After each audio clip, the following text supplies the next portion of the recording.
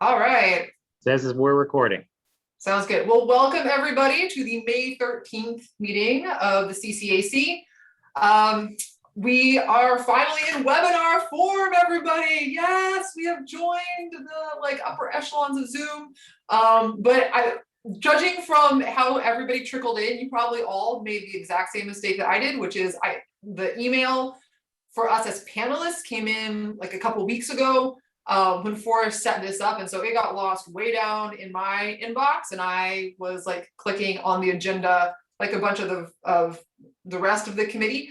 But just so going forward, that email that contains all of the calendar invites, that one also contains your link as a panelist that lets you join directly as a panelist. So panelists are going to be able to control their own video and control their own mute button.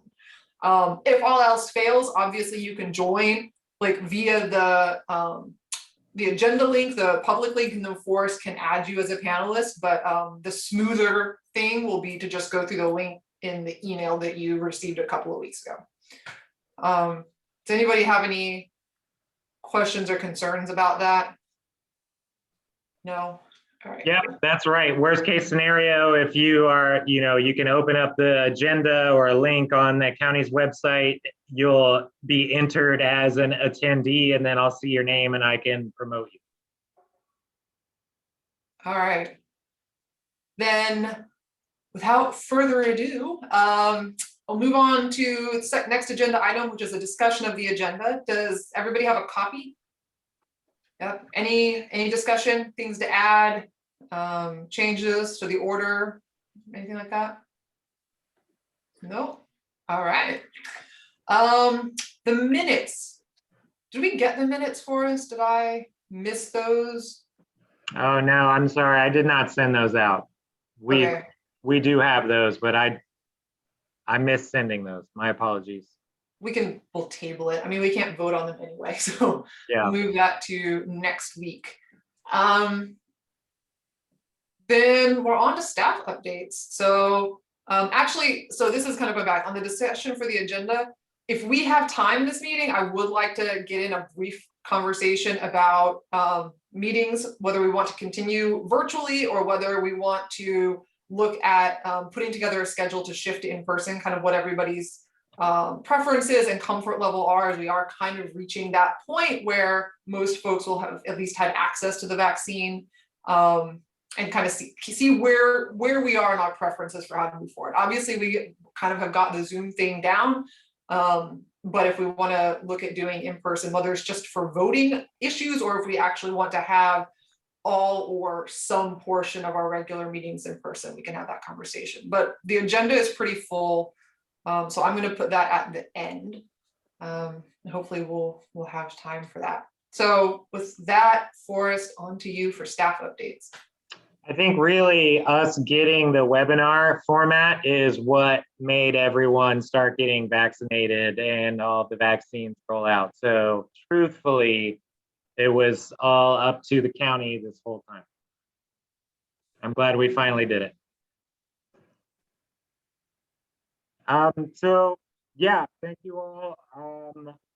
I will go ahead, I'll open up my agenda here, but really I think the biggest and first updates are that we have our liaisons. We have our full liaison staffing now.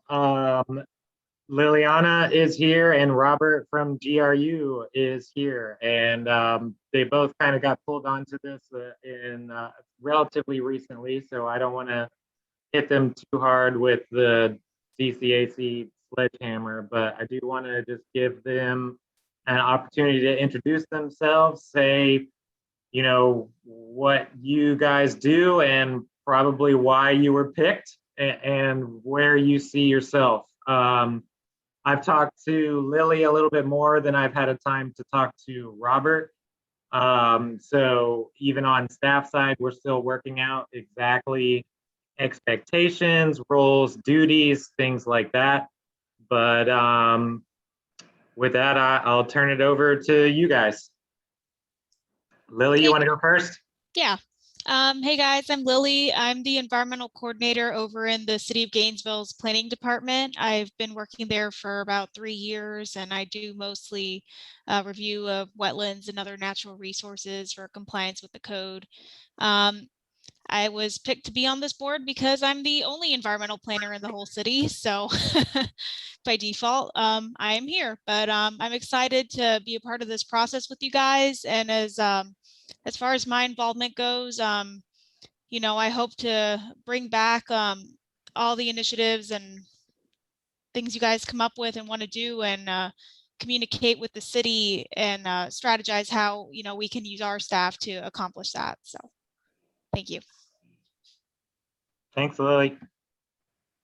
And Lily and I worked together when I was at the city also. So just so you all know, Lily and I have worked together and have a good working relationship too. So I'm really happy, and it's very fortunate that Liliana got tapped to do this.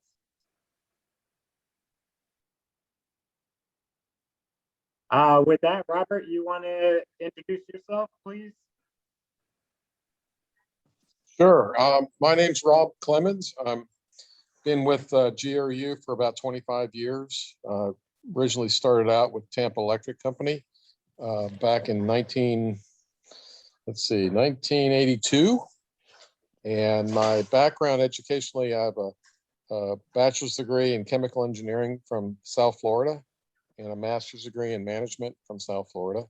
I worked at TECO for about 7 years, and then I started working for Florida Power Corporation in St. Petersburg for about 5, and then I came to GRU, and I've been doing this environmental permitting and compliance for electric utilities, water, wastewater, consumptive use, air permitting, and compliance for almost 40 years. So I bring with that, that's my background and my qualifications, I guess. So that's about all I got to say. Yeah. Thank you. Thanks, Robert. Yeah, I know we all have been obviously talking about energy, about utilities, about our resources, and of course, without having a GRU representative here, it feels it's felt I'd probably not extending too far here, but it feels like we're talking to each other. So we're glad that you're here.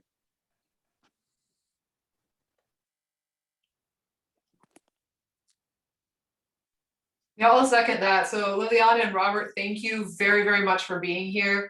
Forrest was not overreaching. Like this is the work that CCAC is doing is for the county and the city and our utilities. So we really just want to have all of us in the room when we're having these conversations. And I mean, some of the discussions that we're going to have are going to be tough, and they're going to be tricky, and they're going to be thorny. And we want to make sure that we're all there from the very beginning. And that all the voices are heard, and that we're not missing anything. We're taking everything into account. We have all the information we possibly can to make the best decisions from the outset. So thank you very much for being here and being part of the process. Pleasure.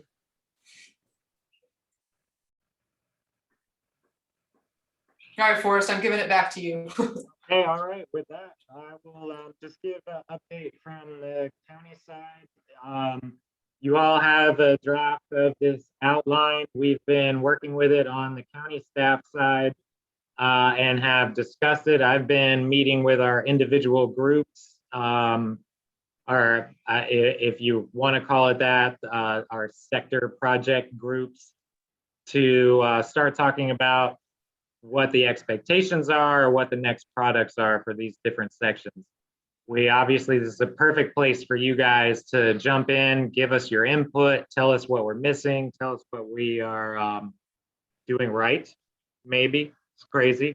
And, or what we really need to be focused on, what we need to research more, what we need to add to this. So that's where we are. Yeah, on the county staff side, we're starting to make those individual groups that will attack these sections of the outline and that are more of technical expert focus. And Lily and Robert and I have talked a little bit about how that is going to start on the general government and on the GRU side as well, where staff that are the experts in these different areas can start coming together to produce content and run that by you all, or run that by our commissions. So that's just the general update for the county staff side on that. And then the next item is the ask. One of the first asks that I think, outside of being asked to create this climate action plan, the CCAC has been asked to just generally review policy for the partners, for the members that are in this joint policy board group. And just to say it again, because we may have new listeners, but that's the city of Gainesville, that's GRU, that is Alachua County, and that is the municipalities. And on the joint policy board, there's the one representative for the outlying municipalities, but that is intended to include all of those municipalities in this.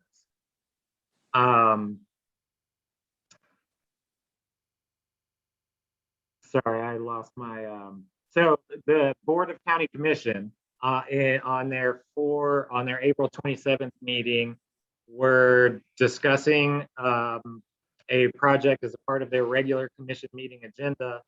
And one of the commissioners suggested that the CCAC take a look at GRU's solar policy, and the other commissioners voted to agree with that, to refer to the CCAC to look at GRU's solar policy and give recommendations on how solar could be expanded or what have you, just general commentary or recommendations on the policy as it exists today. So I want to make sure that you all have that as an ask in front of you. And then really I'll leave that to you all, at least to some extent, to tell me and the other staff here how you feel that you need to do that review. Can I ask a question about that one for us? Yeah. So when I had a chance to review the video, and some of the questions that were raised, I was thinking one of the better ways of dealing with that would actually be to invite the parties involved to a meeting to have a discussion.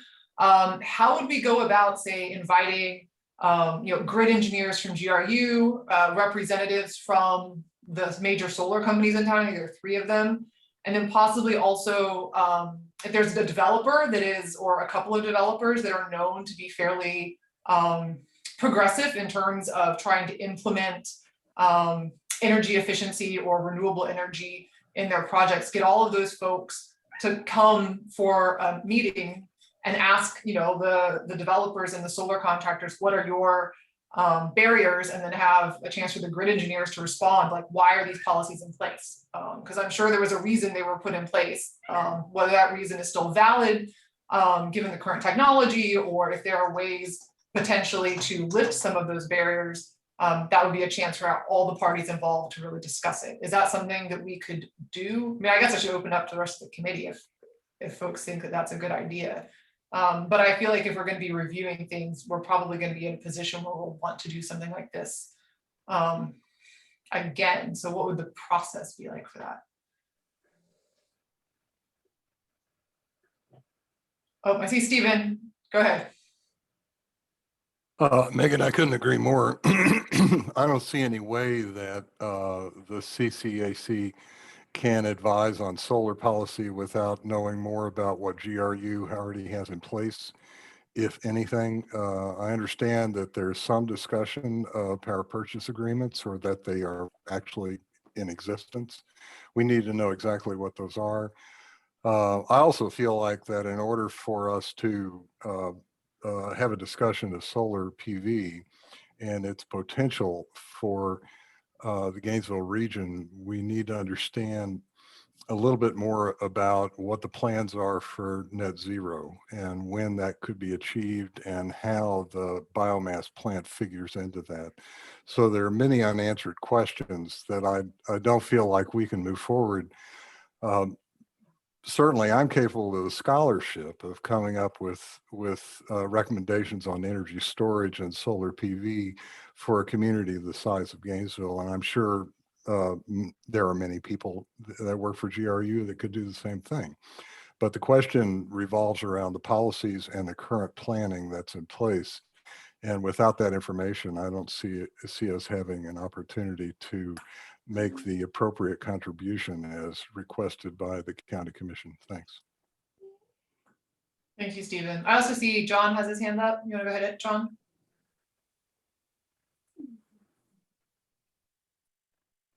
I agree completely with what Steve has said. I think what we need is what the current situation is, and what the gap is, and what that goal is to net zero. Working with the utility for as long as I have, I know that we do planning, and we do planning for long range planning. And I'm sure that GRU has its plans in place to work from its majority natural gas to solar. But they're going to have to work with from where they are.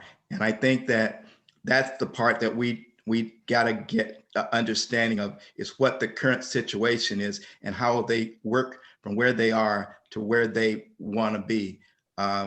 And that current situation, as we know it, they have put in quite a bit of natural gas.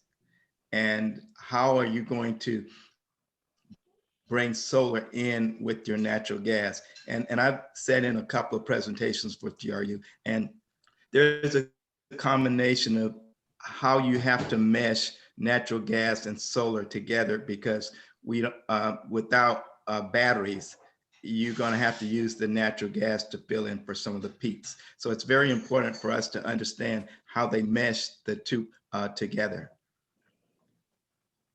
Thank you, John. Yeah, I think to John and Stephen's points, I think there's actually two separate but very interconnected things going on. On the one hand, you have sort of the large scale, like what is the future of GRU in terms of how are they going to meet their goal of 100% renewable. Then there's, I guess, the kind of, well, yeah, so sort of the big scale, glide slope to net zero, but then you also have sort of the small scale of what are the current policies that are already in place governing, say, individual projects or individual solar interconnections. And so I have a feeling, or my interpretation was that the commission was really specifically asking about individual projects, because that was what it was brought up in reference to, sort of like what are the barriers to installing solar on individual projects. But I think that we do kind of need to understand the bigger picture. We need to understand both. So, to John and Stephen's points, I think it would be useful if GRU, if their reps could prepare sort of a primer on solar, like how do they think about solar? What do they consider to be the benefits and the good things about solar? What are the challenges? Like the fact that it is unstable, you are going to have to use natural gas to fill in gaps. Kind of how do they look at storage? Whose problem is storage, or whose responsibility is storage? The end customer, the person who installs the solar, or theirs as a utility. But just like a primer that's a starting point about how they really think about solar, and then we can dig into what that longer term glide slope is to get to 100% net zero, but also for individual projects that are being installed right now, like what are those barriers and how can we minimize that? Jennison, you have, yeah, go ahead. I'm not going to repeat the comments made because I agree with them 100%, but kind of adding to that in terms of understanding what the current situation is and what the possible scenarios are from a utility perspective here. I think we want to ask and learn more about the demand profile and current demand management. So like what are the peak, the opportunities for shaving that peak, and how are the natural gas and, you know, renewable energy integration like entered into that calculation? And then also, as an economist, thinking about it from the supply and the demand side, I was in a conversation last month with a gentleman from out in California who facilitates and finances and manages virtual power plants, which is basically like distributed solar that's, you know, part of the generation capacity of the community. And he was talking about the complexity, how Florida's regulatory environment is very difficult. Like the value proposition just doesn't seem to be there. But if it is it something that GRU has even done any, you know, have they investigated what the economics, the ROI would be over a longer term beyond like their 10-year planning period? So I'd want to hear more about their policy and approach, and how they view these possibilities for distributed renewable energy is basically, and demand management are the two key things. Thank you, Jennison.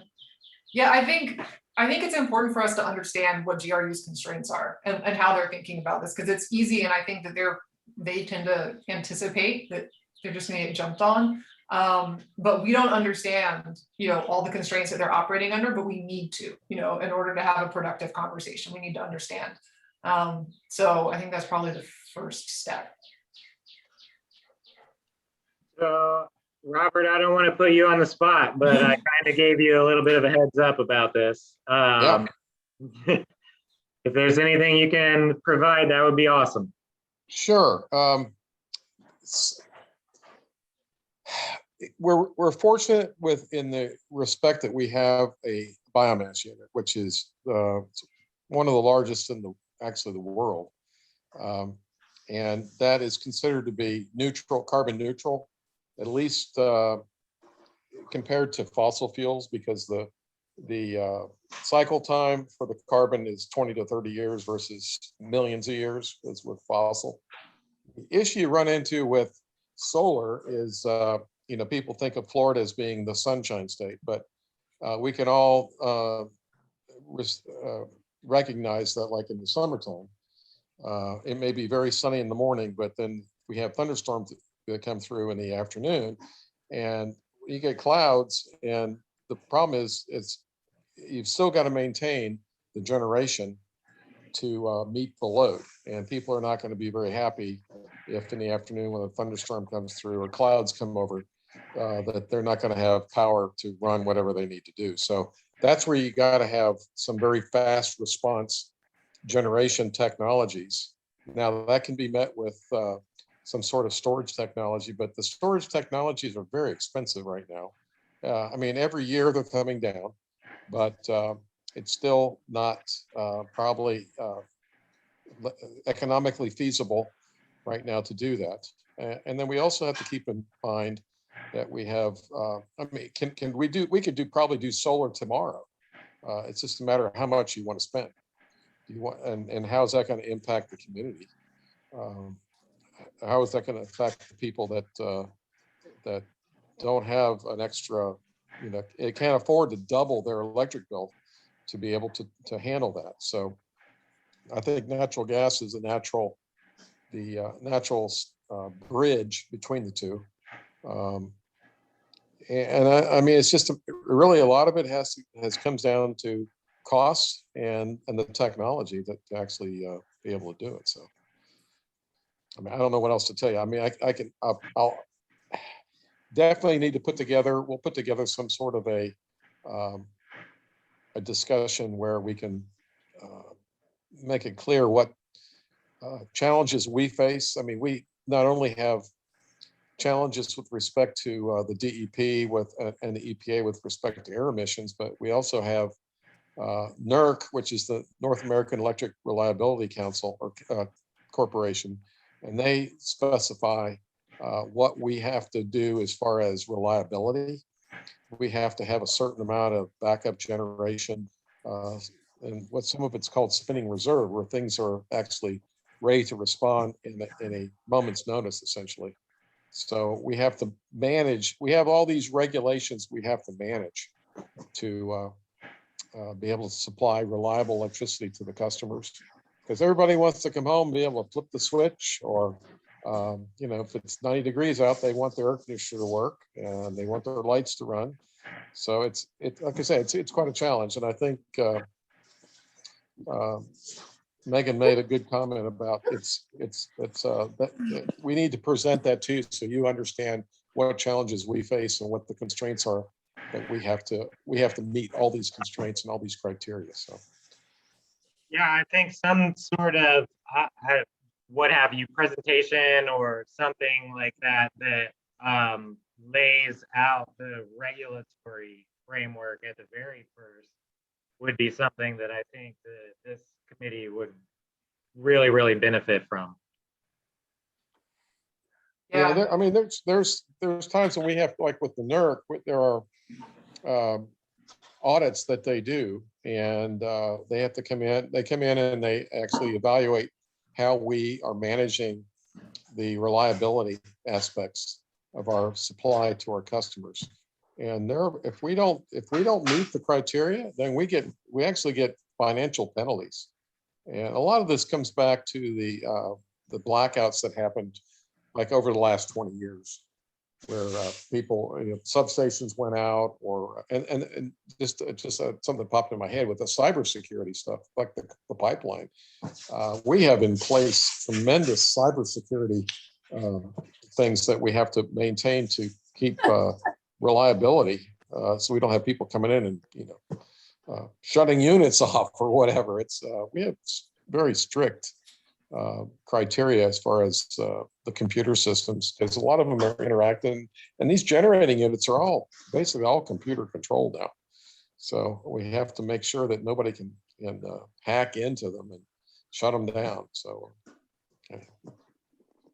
Thank you, Robert. I was just taking notes, and I know, Stephen, I see your hand is up. I have not forgotten. John also.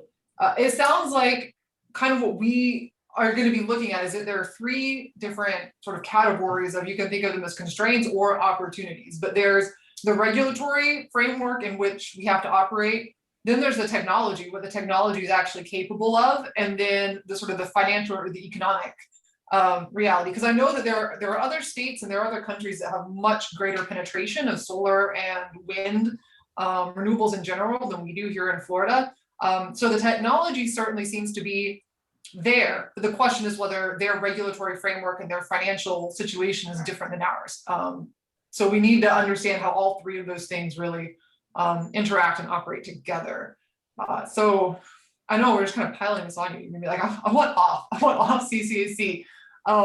But I think in order to have a productive conversation, not only about this ask from the commission, but moving forward about the climate action plan, we really need to be able to understand all three of those things: the regulations, the technological capabilities and limitations, and then the financial constraints or context or reality. Okay, Stephen, and then John. I think that was the correct order. Go ahead, Stephen, please. Yeah, I just wanted to comment that the statement that the biomass plant is carbon neutral is something that I strongly disagree with. I don't see any evidence that that's the case. I see lots of evidence from other biomass plants in Europe and around the world and in the United States that they are far from carbon neutrality. And I think at a bare minimum that will have to be demonstrated either through an external audit or through data, hardcore data from GRU. I also feel like the concept of additionality must be addressed with respect to the biomass plant. I certainly agree with what's just been said about the need for understanding the regulatory environment and what our options are and why we can't have greater penetration of solar in this market as opposed to elsewhere.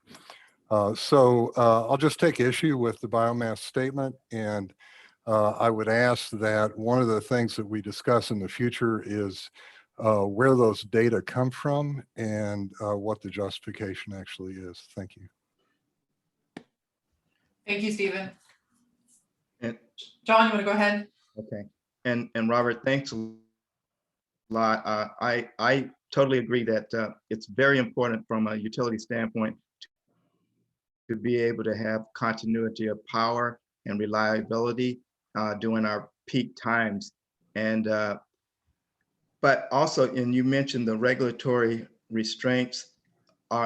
My question is, does GRU have regulatory requirements for having renewable power? I know that private utilities, Florida Power and Light, where I work, we had a requirement from the regulatory side on how much renewable we had to have. And does GRU still have that as well? And how well are we doing with that? With respect to, from a regulatory standpoint, as far as like Environmental Protection Agency or? No, I was thinking more about the state. Does GRU have a no requirement from the state? No, there's no requirements. There's no requirements from the state. No, it's strictly. I mean, what we try to do is we have mandates from the City Commission, which is our board of directors. But there is, as far as the Clean Power Plan, that was ruled by the courts as being unconstitutional because it did not have the authority based upon the Clean Air Act to, the EPA did not have the authority to issue those regulations. The previous administration issued the ACE rule, and that was more in line with, or actually was in line with what the Clean Air Act provided. As far as legality, we're still, if there is an issue as far as trying to reduce carbon dioxide or greenhouse gas emissions, it's going to be really needs to be brought up by the Congress, and they need to come up with a statute other than the Clean Air Act to incorporate or to mandate those reductions. That's been held up by the courts on numerous occasions. So I mean. And just to go back to what Stephen had said, I point you to a National Renewable Energy Laboratory report that was done. And I can send you that link, but there was an analysis that was done with respect to carbon emissions. It's almost identical to it was a case study done that was on a situation that was almost identical to what we have here in Gainesville. And what we looked at was the types of materials that we are burning in the biomass unit. They're not trees, they're not forests that we're just cutting down and burning. They're things that are left over from harvesting operations that are either left to rot in the field, which produces methane emissions, or they're burned in piles. Like we've all seen that. We've driven through the countryside, or they're landfilled. So this material, I mean, is it carbon neutral in the respect of, with respect to like a solar or wind or hydro? No, but the time frame, the cycle time for the analysis, it's where you draw the box essentially. If you draw the box around the area and look at about a 20 to 30 year time frame, then in my opinion, and there's a lot of, I believe actually EPA has even issued a determination that biomass generation is quote carbon neutral if you get it with respect to a 20 or 30 year cycle time. Whereas like fossil fuels, I mean, you know, we're talking, you know, what, tens of millions of years for that material to be recaptured and then put in the ground.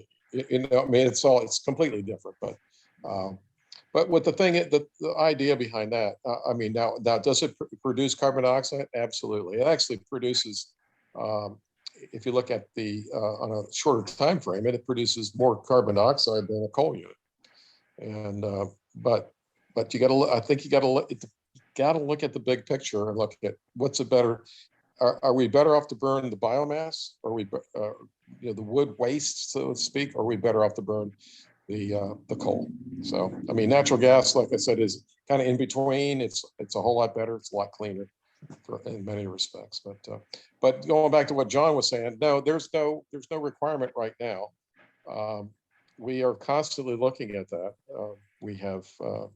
We belong to a group called the Florida Electric Power Coordinating Group, which is something that I've been involved with, and actually the longest serving member, because I've been around. I'm getting old. What can I say?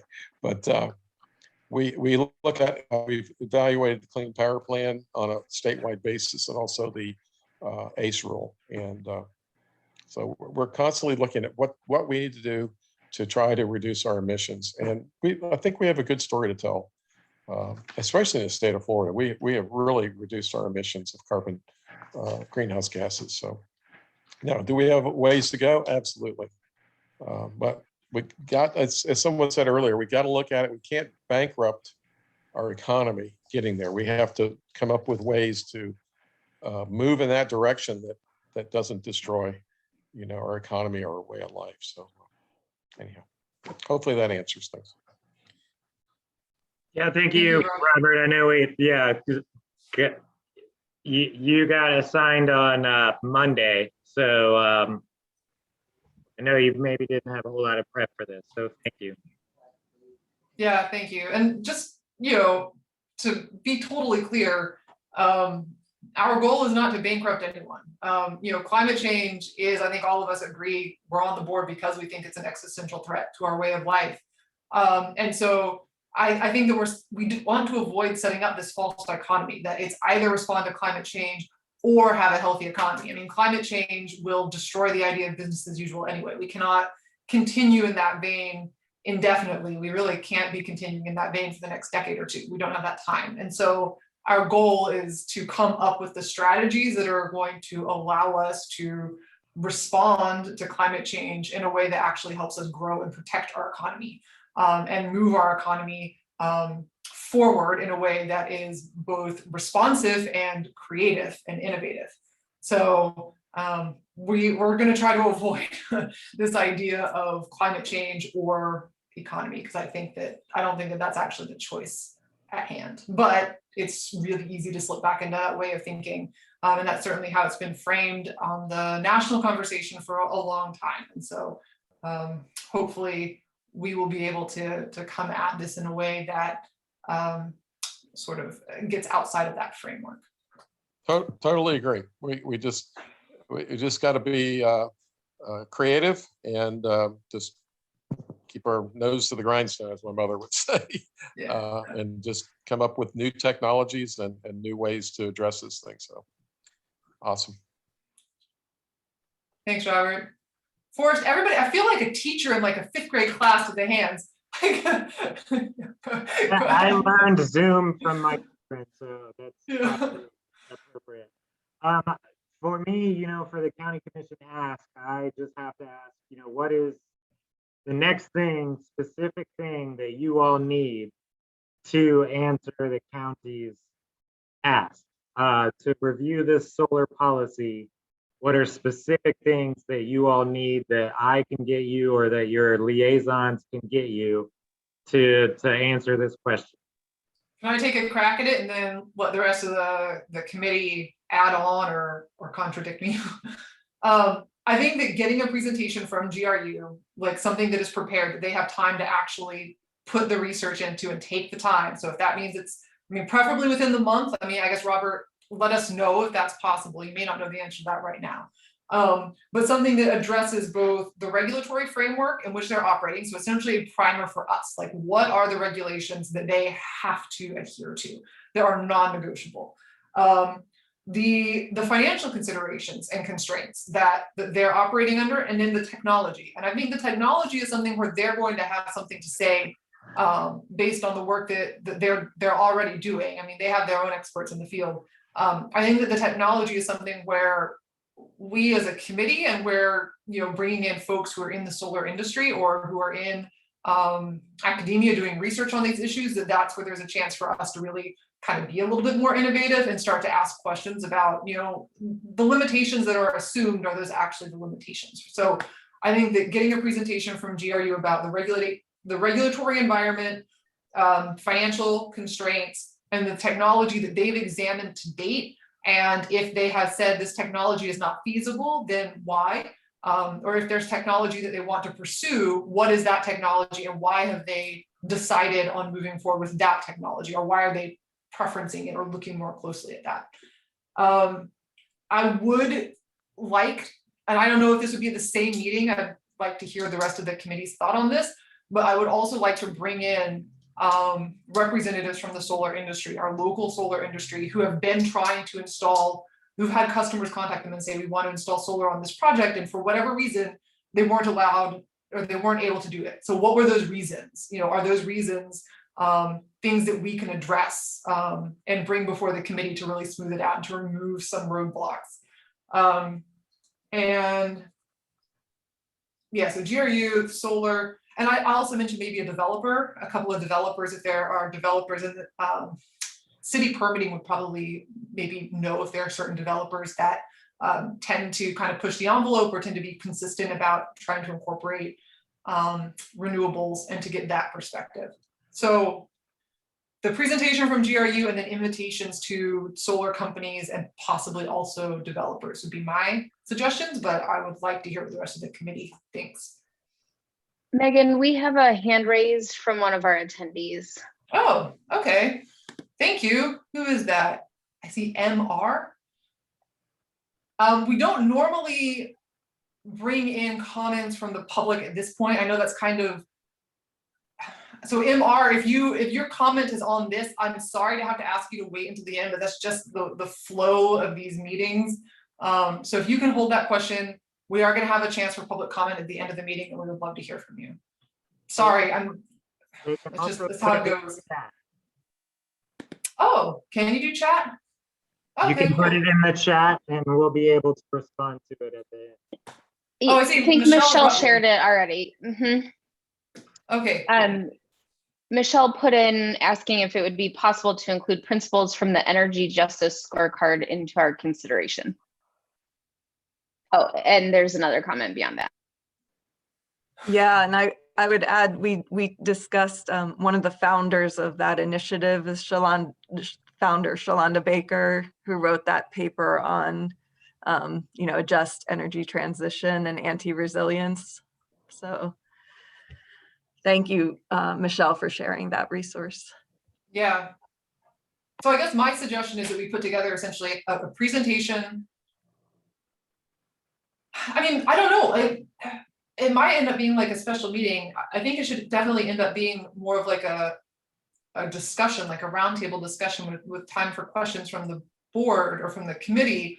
But I kind of feel like if we are going to put this together as like a problem solving session, that we would allow presentations both from GRU, from the solar folks about common issues that they run into, and then also from Energy Justice about some of the issues that they think are really crucial that are addressed as part of this process. And then based on, we hear each of those presentations, and then that really sets the framework, and then we have a conversation, not just between us, but between those communities who I think may not get a lot of opportunity to talk directly to each other. I see Jennison. Yeah, and just building on that, I agree, the need for a roundtable discussion, and the more, if we could bring in a couple of local experts to really look deeply, look very critically and holistically at these cost benefit trade-offs, what we're actually talking about, not just the costs that show up on that accounting ledger in our current economy, but the long-term, draw that box around 20, 30, 50 years from now, not just, and get a really clear understanding of what the costs are that are already hitting us, that climate change is not tomorrow, it's here today. It's already costing us billions of dollars, right? Like you alluded to, Megan. And I gave an introductory presentation on kind of the economics of climate change and costs and trade-offs of renewable energy last week for the Environmental Protection Advisory Committee. But and I would love to dig into that deeper, but I'm not an expert in energy economics, but I love looking at those data. And I think I would love to also hear from local authorities about that more comprehensive picture of the economics, not just, what's accounted for in our standard process of accounting. Yeah. There's a word for that means like internalizing the externalities.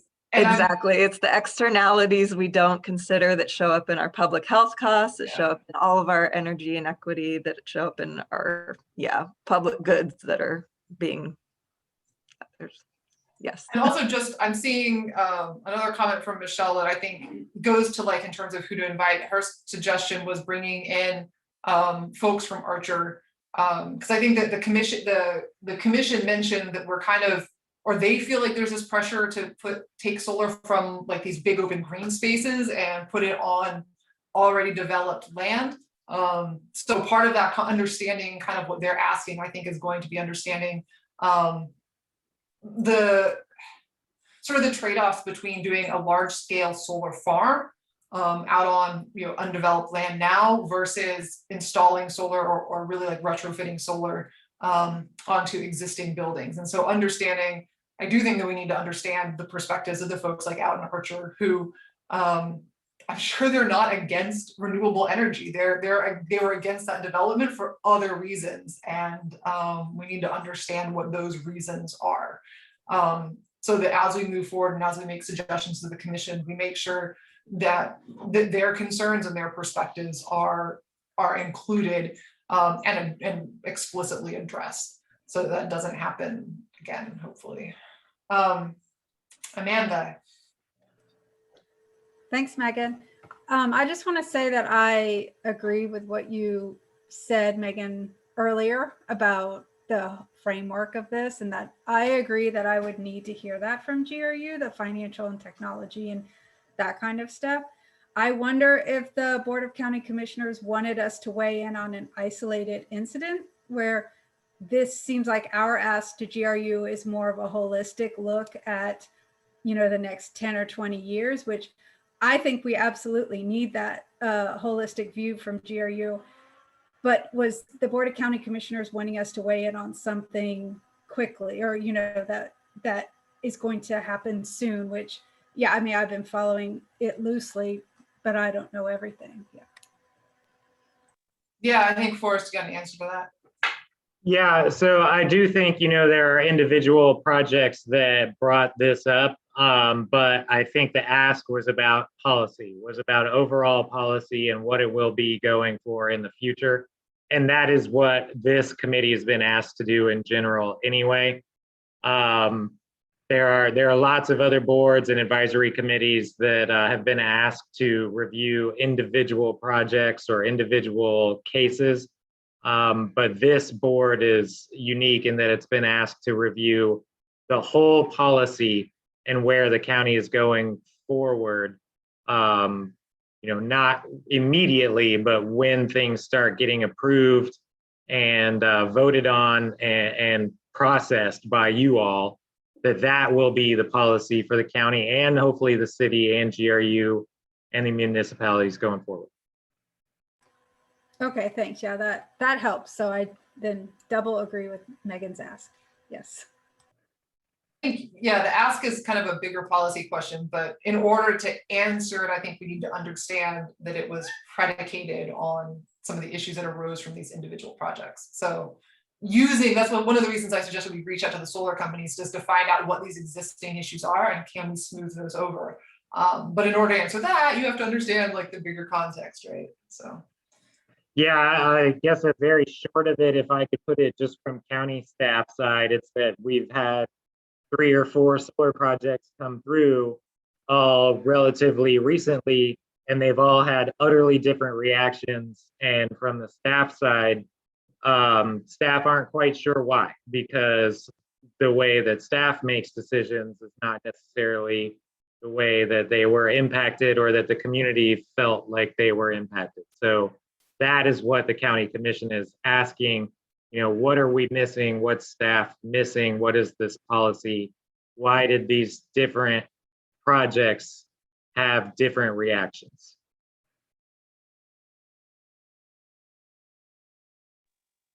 John, go ahead.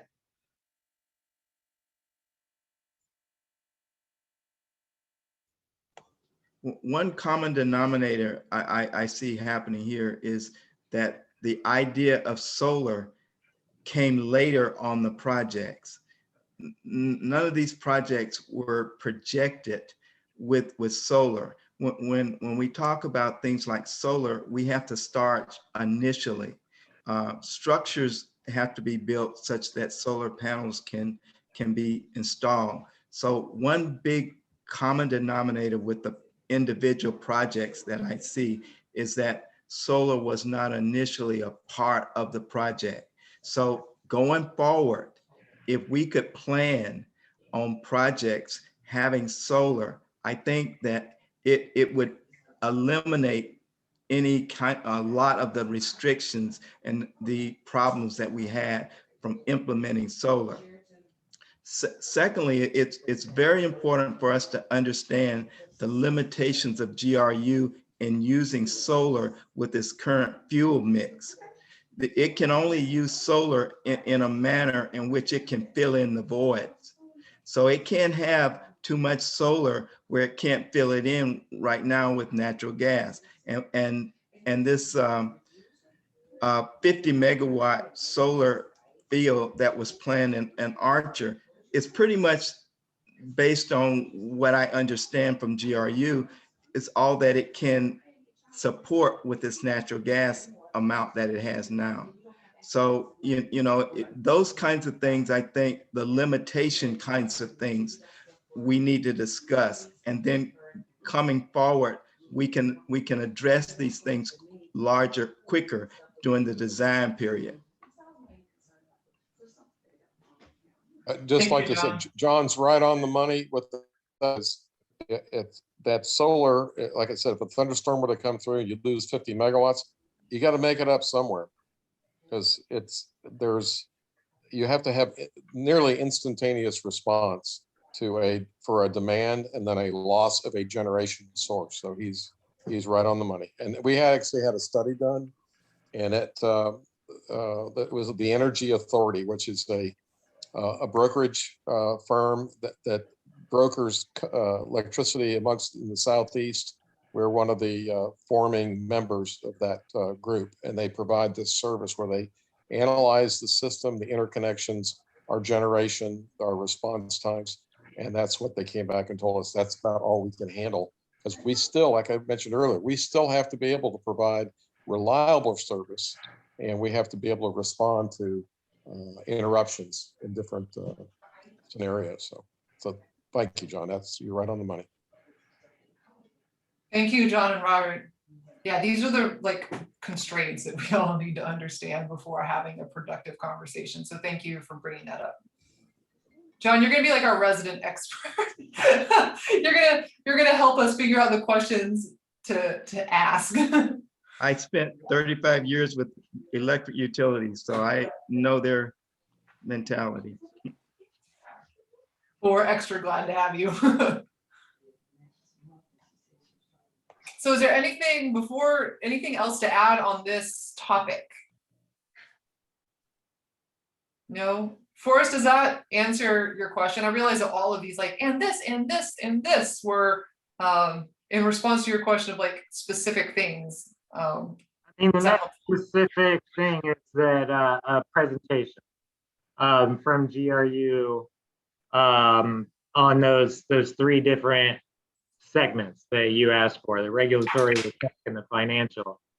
I would, if it were me and this was before we had our liaisons, I would turn and ask GRU staff that I know if they would be able to do that. Robert, do you know if that's something that can happen, or the time frame that would need? No, it's definitely something that can happen. Time frame, I will have to get with some others, because it'll have to be, you're talking about several departments that would have to be involved in putting that together. Fuels department, planning department, generation. It's not going to be an easy thing to do. I don't know how long it'll take. Okay. I'll have to get back with you on that. I think we have the specific ask, but you and I can work together on the scheduling and the timing and things like that. And I can keep updating the officers, Megan and Hannah. Yep. Sounds good. Okay. And then Forrest, I think GRU because this involves so many departments, they're kind of going to determine the timeline to a certain extent, like which meeting this will work at. But once they're able to give an idea about, you know, when they would be able to present, I think at that point, it would be good to reach out to the solar companies and to the energy justice to bring them on board. I know that it would be logistically easier to just have people present when they're ready, but I think it's really important for everybody to hear each other's presentations and to do it all at one meeting and then have the conversation after that.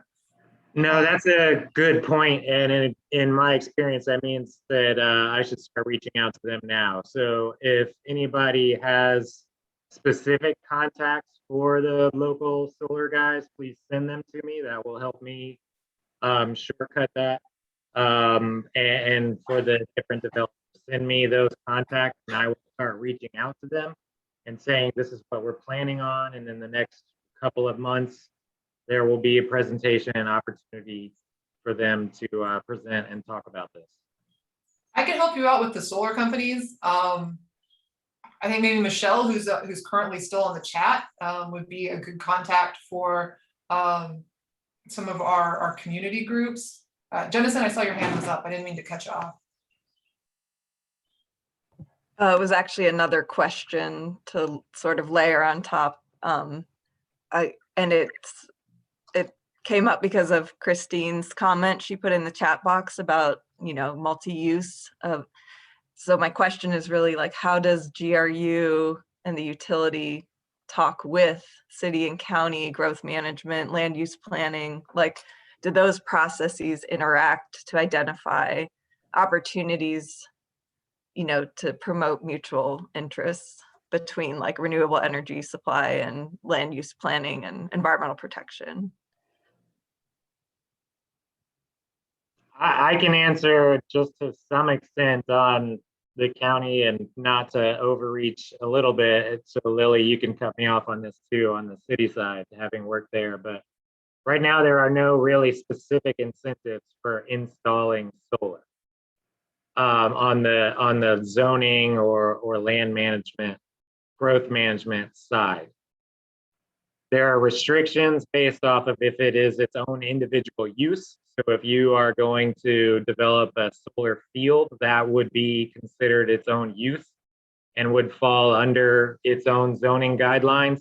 But if it's solar panels on top of a building or some other use that's a primary use, there aren't regulations that would either promote or restrict that other than general setbacks, height restrictions, things like that. Yeah, I can, it's the same for the city, really. We don't have anything that promotes the use of solar with other uses. If someone were proposing like a standalone like solar field, there are some exemptions, at least to some of the permitting and mitigation requirements for certain sections of code, but not for like including it in other uses. We had, you all probably remember, we had a thing called a solar feed-in tariff years ago, and actually we had to discontinue it because it was a financial nightmare. And we were under very— Only for you all, the people I know who got in on that deal think it's pretty sweet. Oh, well, yeah, 26 cents a kilowatt hour. Yeah, I mean, what's the average now? About 11 to 13? Yeah, I mean, and the thing is, those that aren't involved are actually, it's a socialization of the cost. And I mean, we just, the biomass unit is a wonderful thing from an engineering standpoint. It makes all kinds of sense because you're taking a material it really has no other value, and it's keeping everything local within 70 miles rather than purchasing coal from West Virginia or Kentucky. But the cost was just outrageous. I mean, it was, I think back when we first did it all, it was running around $120 to $140 a kilowatt hour. I mean, we typically can purchase power for $30 on the spot market day to day, which it's just why it's ridiculously expensive, especially at the price of gas the way it is. I mean, that's why we're increasing the ability of unit 2, the coal unit, to be able to almost have 100% generation on natural gas, because the price of natural gas is so low. It just financially, we have a fiduciary responsibility also to the citizens and the customers to have as low rates as we possibly can. So, I mean, nobody wants to pay more than they have to for power. And the other benefit too with natural gas is it's very clean with respect to a lot of other types of fuels. So, sorry, I got off on a little tangent there, but No, thank you, Robert. I think that, I mean, what you're illustrating is the challenge that Jennison spoke to earlier, of the difference between the sort of bottom line finances and that, that fiduciary responsibility that you mentioned, to keep rates low. That's kind of I want to call it the short-term bottom line, but it's also sort of the official, right? Bottom line. That's what the stories in the Gainesville Sun are gonna talk about with rate increases. But that sort of thinking doesn't take into account what's currently the externalities associated with emissions, and that's a tough thing to address, because you all have to keep rates reasonable. It also is an environmental justice and a social justice issue in terms of keeping power affordable for all members of our community. But at the same time, climate change is also a justice issue as well, and we can't just keep putting these things off in order to keep costs, immediate costs low in the short term. So I think I saw Stephen has his hand up. Jennison, were you wanting to mention something too? I think Stephen goes first and then Jennison. We could go. I don't want to, I was just thinking about putting just one resource in. NOAA publishes every year the $1 billion plus natural disasters and climate change, and last year broke a record with 22 of them, and it's like multi-billion dollars. And I just don't want to say I'm drawing a line directly to this as like directly climate change, but at the same time, yeah, those are the kind of numbers that make you realize we're passing these costs on and we're realizing them in different ways. And I'll just speak to, as an atmospheric scientist, there's always this question of attribution, but the science of attribution has been making serious gains in being able to attribute specific events to climate change, in order to be able to say that this event wouldn't have occurred in the last 10,000 years but for the impacts of climate change. So those, being able to actually make those sorts of statements, is now becoming scientifically justifiable. So yeah, you have to tread carefully, but we are being able to make those sorts of conclusions more and more often, especially for the most extreme events. Stephen?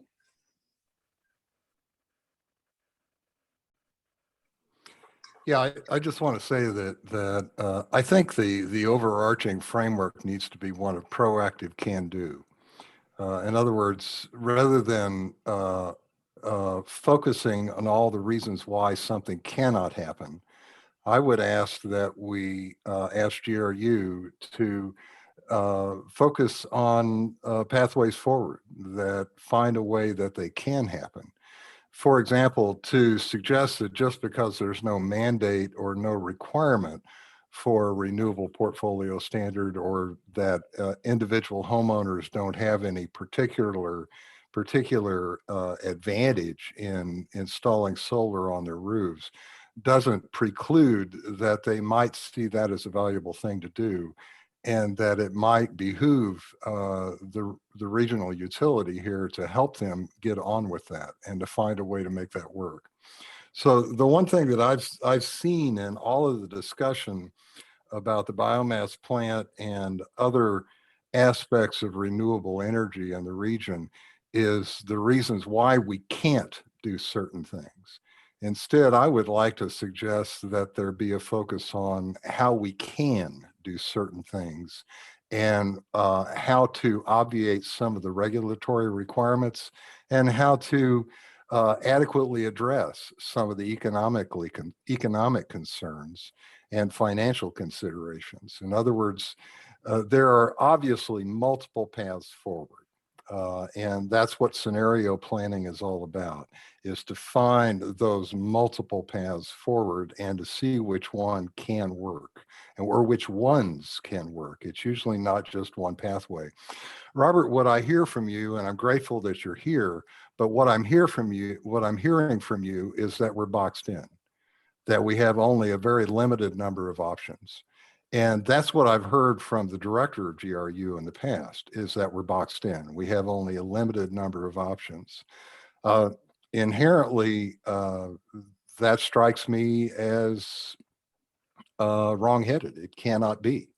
It may be that you think you've gone through all those things, all of the options, but I think that we need to have a broader consideration of what is possible.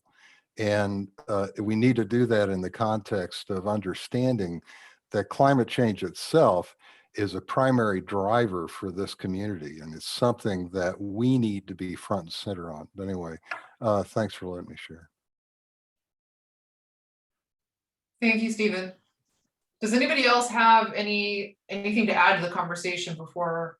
I'm going to suggest we take a quick break before moving on to the rest of the agenda. Anything to add on this one? Nope. Okay.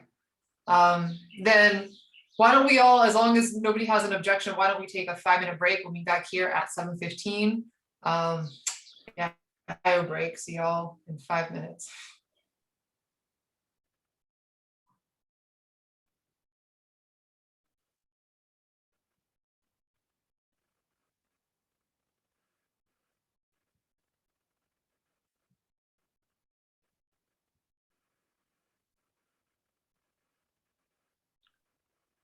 Forrest, I was gonna let you know that I am still here. I just have my camera off.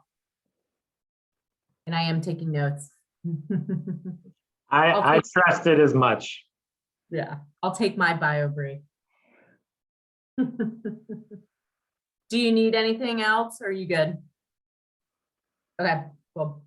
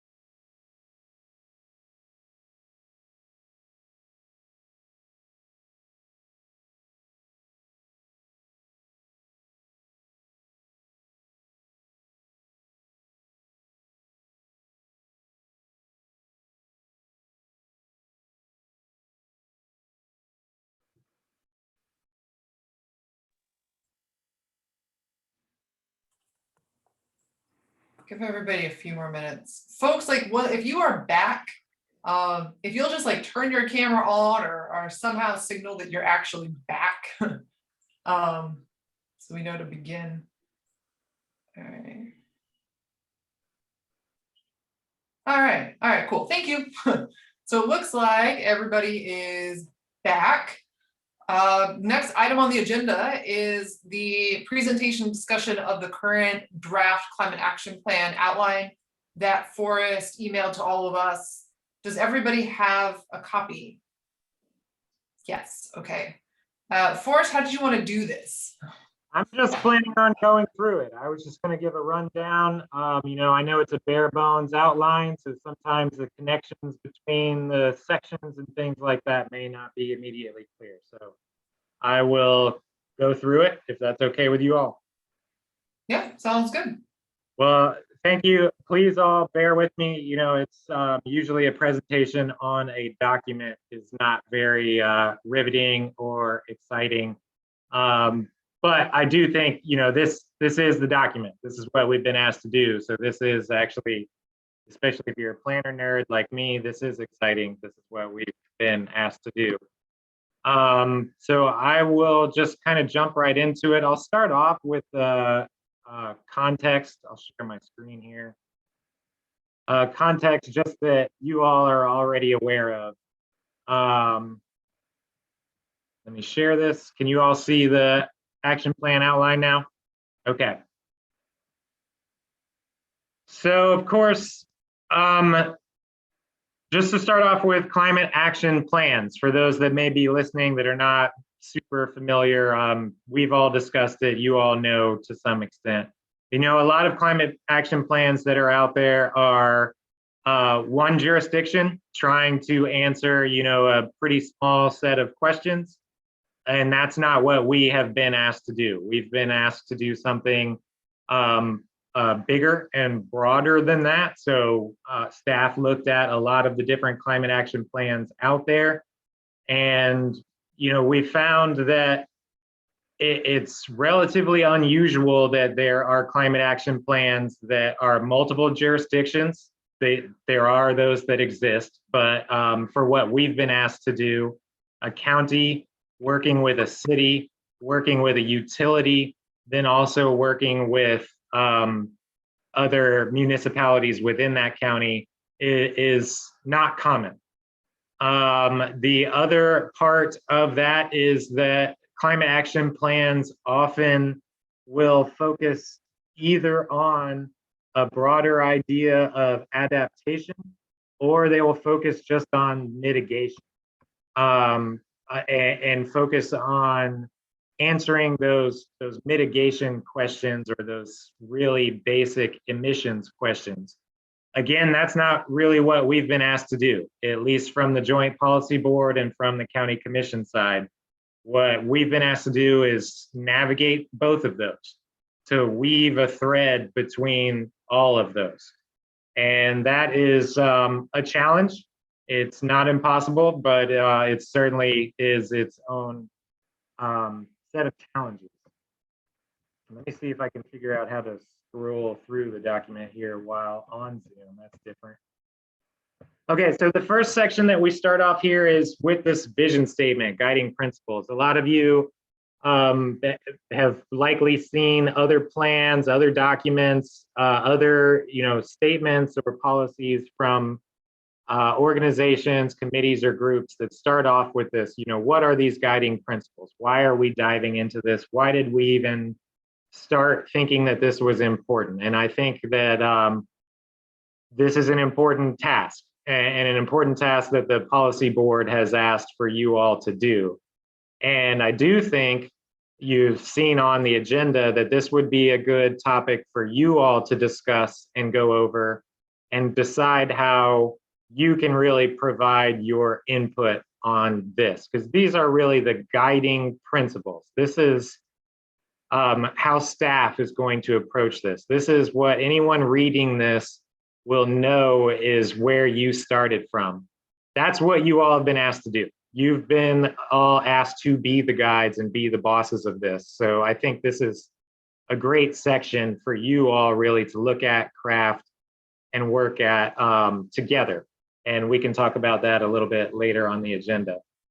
So then after that, we go right into the opening narratives on this, you know, talking about why are we planning for this? Why is the county, the city, the GRU and the partners of the policy board, why is this important to us? Why are we even doing this? Where does this fit? You know, all of these partners and entities have plans. We've got plenty of plans. We have plans for days. Where does this plan fit? Why are we doing another plan? And what is this plan's importance and how will it incorporate and or affect those other plans? And each partner is going to have to make a statement about that. So that's going to be different for the partners. The county staff will have a narrative here. The city will have their narrative. GRU will have a narrative, and the rural, smaller municipalities will have theirs because we all are different partners that have different approaches to this.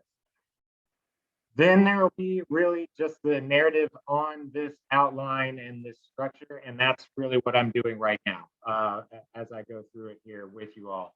I think it's important for this document to actually say what it's doing, where it's going, and how it's doing it. Again, because a lot of times other climate action plans that are out there don't need to do exactly what we've been asked. I talked a little bit about the importance of this mitigation and adaptation. Our plan, as I go through it, you'll see where it is a little bit more clear that it's mitigation, and then a little bit more clear where it's adaptation. Something we've talked about on the staff side is how can we make this easy or clear from a visual or from a reader's perspective, because I think that that will make some of the decision-making process or digestion of this easier. So we've kicked around, and you all please give us the feedback on this. Maybe for policies or discussions or narratives that are more mitigation focused, they're a different color or have a different background. Whereas the adaptation or the resilience conversation is in a separate background or a separate color. Those, I think it's important to break those out because the conversations are really different. You know, one sort of definition we've been using to try to expand this conversation to more and more staff, or maybe people that are not as familiar with climate change planning, is really, you know, mitigation is planning for your reducing your impact on the future, and adaptation and resilience is reducing the future's impact on you, and trying to go forward with those conversations, certainly from a policy and decision maker point of view, are a lot of times different conversations that have different outcomes or different approaches. So we'll go through that structure conversation and then really get right into the meat of it and what's important. So of course we have to have that foundational data. We have to have the baseline that we're working from. We have the 2008, 9, 10 emissions data that I think is that sort of first point that we can use, but obviously we also need some more inventory. And Heather and her department is starting to look at doing that, and Heather maybe can speak to that a little bit more if she would like to later. But yes, certainly getting that data from the city side, from GRU side, and getting that that base data that we can all start making these target goals from is going to be where this plan needs to start from, and is where other plans normally start from. And like I said, some of them actually end there. So we need to include those findings. Obviously, we'll be able to show what has happened between 2008 and now, and really start to be able to get that visualization of the data even. And then that is where we'll be able to have the conversation and decisions about target goals and reduction goals. And some of those, you know, are in place. GRU has their 100% renewable by 2045 goal. There are other, I've included example goals here from other jurisdictions, but there are those goals in place. We'll need to look at those, review those, decide if they're reasonable or not, decide if you all think that that's something that should be incorporated into this plan, or adjust those goals or what have you. That's where we start with this hard data, baseline data, and target goals. I think these goals will then, of course, let us identify the sectors, the major emission sectors. And this conversation, of course, is largely mitigation. So we've identified our major emission sectors. The plan now can identify these sectors. These will probably be the sectors that have that different background or different color for the mitigation, but we can break these out as we've already seen in the inventories that we have to date. So energy, transportation, the built environment, and waste are those big sectors. Now, I think what we're going to need to do, because we have the different partners in this, there will need to be a narrative or a discussion from each of the partners about what does energy look like for them. What does energy and our policy look like for the municipalities that may not even be served by GRU? What does energy policy look like for GRU? What does it look like for the county? And laying those things out.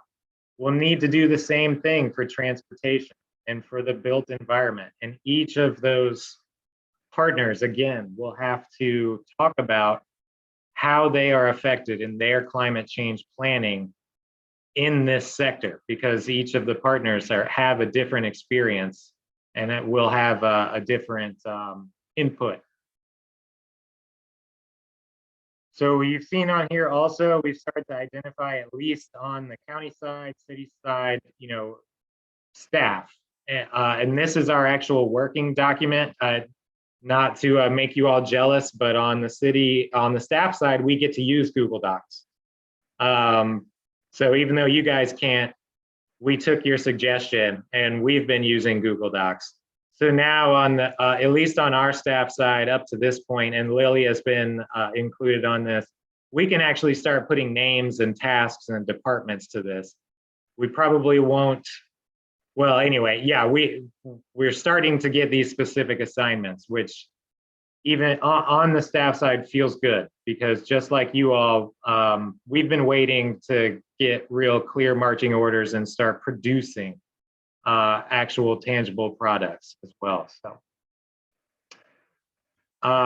built environment, you can see some of the different conversations within each of these sections. I won't go over each of these right now. This is where I would like to get your feedback and staff's feedback on how do we start fleshing out these individual sections. You don't necessarily have to submit a white paper on this or a paragraph or anything, but you can. But also you can just say, hey, make sure you're taking this into consideration. And staff will pursue that, research it, and do what we feel is appropriate, at least at that time. That being said, if we don't include whatever you may have said is important, keep bringing it up and keep talking about it. It's important. We as a group haven't really had a conversation about when we maybe start disagreeing yet. But obviously at some point, some of us will start to disagree with each other. Staff may disagree. We will still have to keep working on this. And I want you all to feel comfortable to keep telling us and feel comfortable to keep telling the committee in the meetings as well. So we've gotten through these major sectors, these major emissions sectors, and we've started to see where we need to attack these emissions, where we need to do mitigation. But that also leads us, it sets the table and tells us, what is the current state? What do we have right now? And so what that will lead into or flow into is this vulnerability assessment, which we all have talked about and has been presented to you all. So now this vulnerability assessment and the data collected from that will add to this picture of what is our current state. You know, what is our current status of emissions, whether we're mitigating them or not, and here's what's at risk by this current status quo. And here are maybe the resources and infrastructure and facilities that are at risk. So this is probably a good place to incorporate, you know, this obviously will be largely flooding focused for the vulnerability assessment, the way that the RFP has gone out and the way that we all of this have discussed. For the climate action plan, I think that this is a great place to incorporate broader. If the vulnerability assessment doesn't touch, or for whatever reason, we can't get to some of these broader goals that we have discussed, this is likely the place in the plan where setting that table and discussing what our broader threats or vulnerabilities may be, this is the place where that could be. So you all have seen Stephen's disaster preparedness document. He's got another draft. I'll let him speak to that if you would like to later on. I think that some elements of that, if not, you know, depending on what you all discuss, if not all of that, can be incorporated into this plan, maybe somewhere in this area. So that is the incorporate those findings, incorporate additional modeling. So we've talked about how there are other models already available. We've talked about how there are rapid assessment tools available. This is to be included just to say that we're not only going to include the assessment from the one place, from the one RFP, from the county that put out. We are planning on working directly with the City of Gainesville Public Works for their modeling that they're doing right now, incorporating that into this plan, but also looking at the other tools that are already available to us, or ones that maybe are rapidly available. And then incorporating the existing local mitigation strategies. So these local mitigation strategies, for those of you that may not have been a part of the conversation, are the plans that are required by jurisdictions or required by the state for jurisdictions that say what you're going to do in an emergency. What are you going to do in a disaster? What are you going to do when a hurricane comes? So these are typically, it's our emergency management departments that put these plans together. They show things like vulnerable assets, vulnerable fire departments, vulnerable critical infrastructure for if there are places where people need to go in a crisis, or how are you going to get those emergency responders out to a site? That's what those plans are really covering. Again, I think this folds into that vulnerability assessment. And certainly as we can look into a longer range of what may be vulnerable in the future, our emergency management staff and departments have already said that they're very excited about this because they don't normally look that far into the future for emergencies. So it can be incorporated all together and all at the same time. And a lot of those vulnerable resources can be planned for. So after this, you know, we've talked about what now the baseline is, what our vulnerable assets are, what the status quo is. Now I think in this document, we can start to look at more of the resilient and more of the adaptive strategies. So we've got this groundwork, we've got this laid out. We know what we are likely to expect. Now, what are we going to do? First, we've already earlier in the document talked about how we're going to try to reduce those. Now, how are we going to talk about reducing them when they do come because we expect them? So and this order is not particularly important, at least at this point, but it jumps right into our green infrastructure and our carbon sequestration and the conversation about that. So, you know, what policies do we have that support our green infrastructure that are mitigating and or allowing resilience and adaptation for these impacts in the future? What sort of assets are there as far as carbon sequestration. There can even be a place here for carbon banking if that is appropriate. And more discussion about just expanded natural resource protection, expansion of these green assets and green infrastructure, since those are so critical for lessening and limiting those impacts for those disasters in the future. Additional policies about acquiring and managing lands for greater carbon retention. You know, we have lands now for conservation. We don't necessarily manage those lands specifically for their carbon retention or carbon banking. That is maybe a conversation we need to have. And conversations about what does, you know, how do we separate those two out if we separate them out?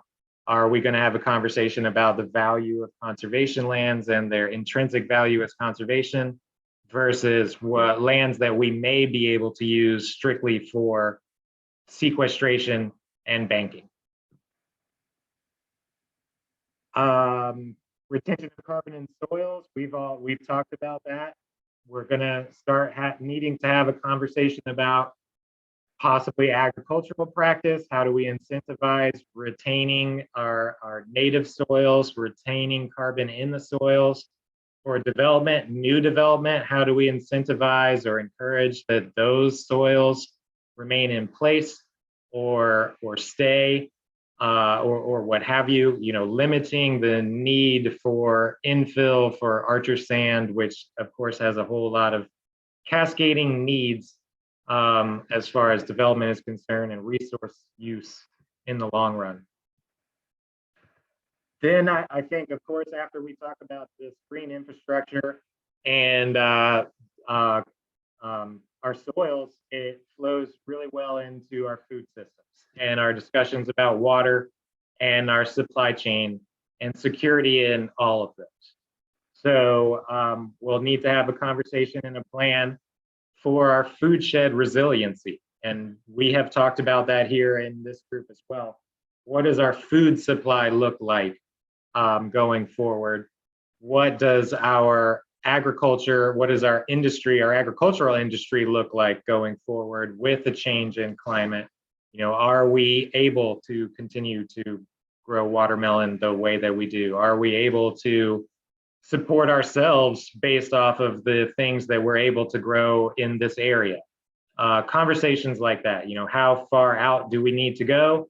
And then when we do go far out, how vulnerable are we making ourselves in these supply chains that stretch out to these other food resources? Water, very similar conversation, except for, of course, our water we get here, and we have our, at least for now, our resources here.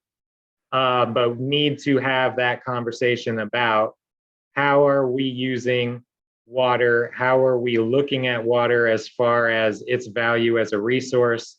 Are we going to continue to, you know, let water be used in ways that are wasteful for whatever that definition might be that this group or the commission or the policy board decides? You know, for example, maybe potable water on landscapes is not climate friendly, for example, or things along those lines. You know, do we need to be using this potable water or drinking water or water in general for different purposes or allocating it in a different way? Then, of course, we have to incorporate equity and social justice.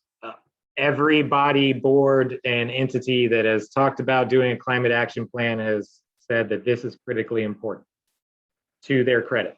So we have to have this in here. On the county side, we have Deirdre Hochin looking at this and starting to do research and providing resources on this and input on this, and you all met her at our last meeting.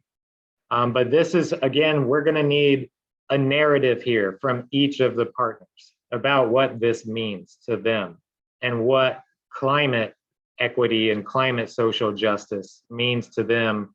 And what does that mean in terms of this plan? And it, this does have its own section here in the plan. Something that's been discussed is perhaps having its own section is not appropriate. Perhaps every section needs to have this section. But that's something that as we go forward, I think we can continue to discuss if we feel like that is works better or is more appropriate, and if there is that much of discussion in each section that needs to happen. And in addition to that, along with that, is that this plan is going to have to identify a process that's going to continue to work against inequity as it exists and injustice as it exists.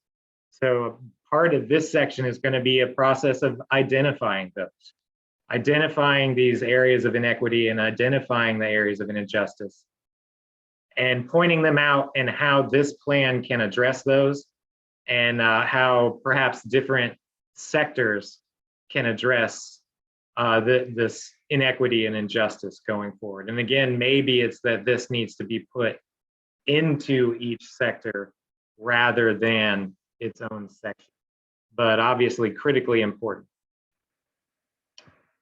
And along those lines, or similar to that, a process is going to need to be established, articulated for this continual review of the climate action plan itself. The data is changing all the time. The climate is changing all the time. Research is changing. Policy is changing. Politics are changing. Our community is changing.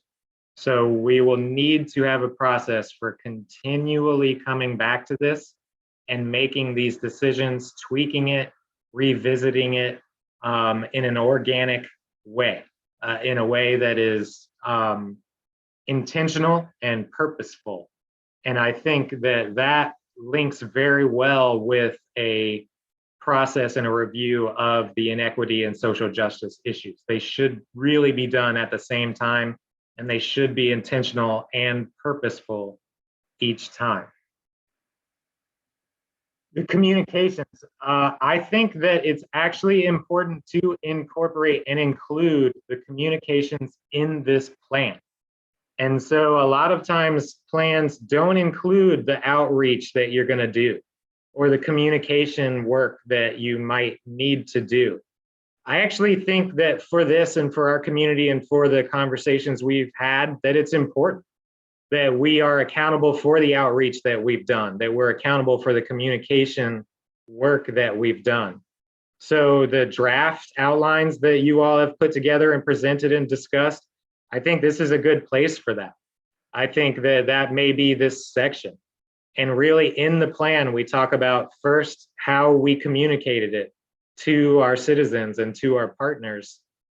And then we should talk about also how we're going to continue to communicate and how we're going to communicate it in this continual process. And then the policy and process. We're going to need to talk specifically, and this, coming as a bureaucrat, we need to talk very specifically about how our partners are going to work together and about how decisions are going to be made and about how the different entities are going to view this document and work towards incorporating it into their plans, their policies, and their process. That is going to be a very fun and interesting section for the staff side.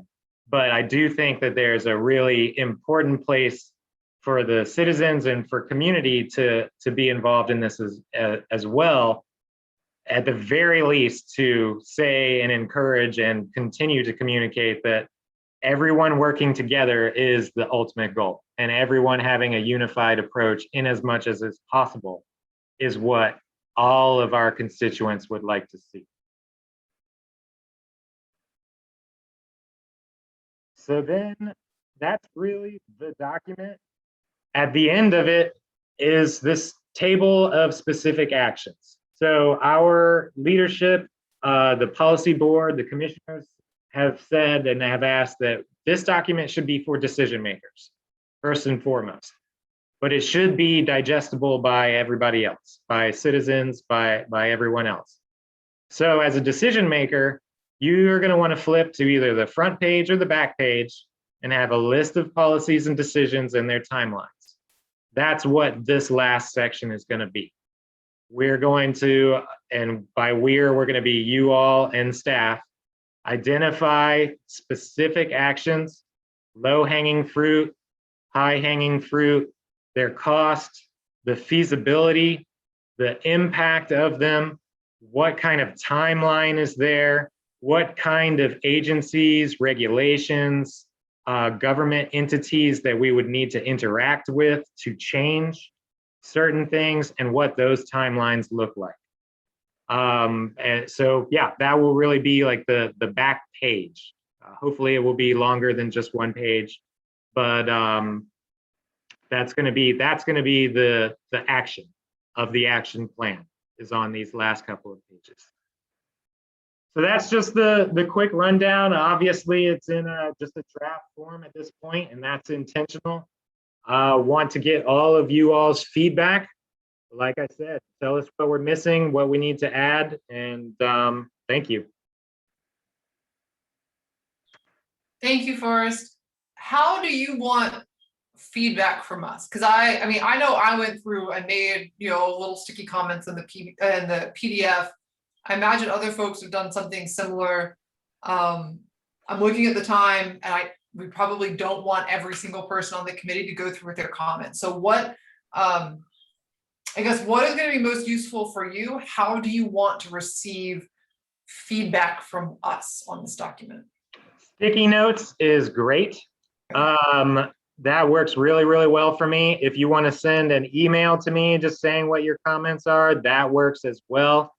Yeah, those two are going to be perfect. Okay. I also want to say that if we are doing emails and such, can you send that back out to the rest of us? Because I do think this should be a conversation amongst everyone. I know that's a little bit difficult doing that outside of these meetings because it has to be sort of compiled and then sent back and forth.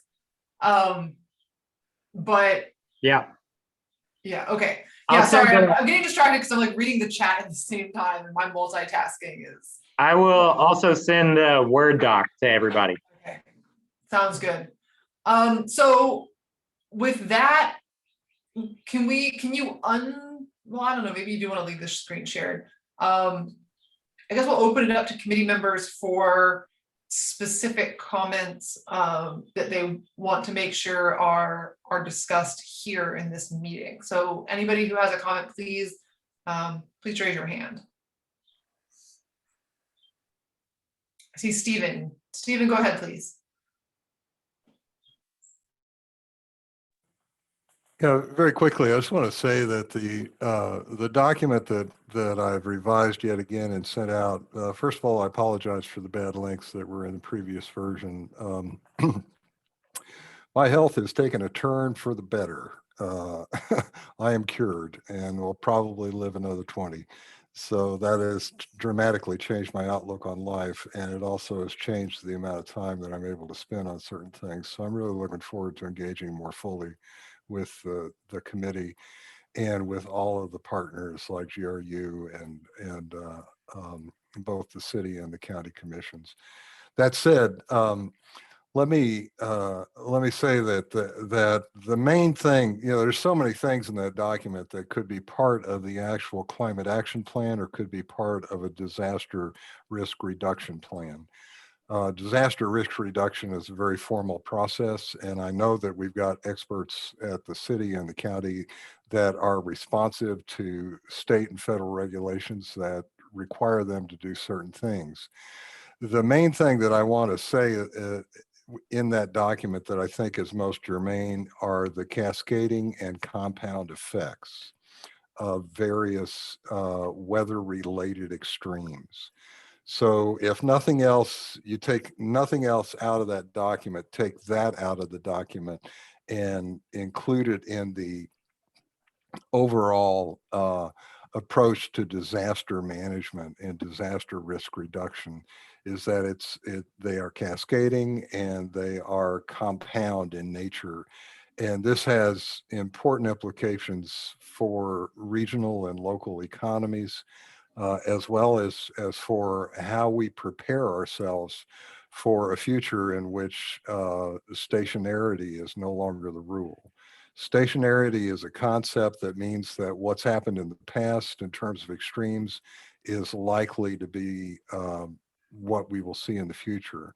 We now know that that's certainly not entirely true anymore.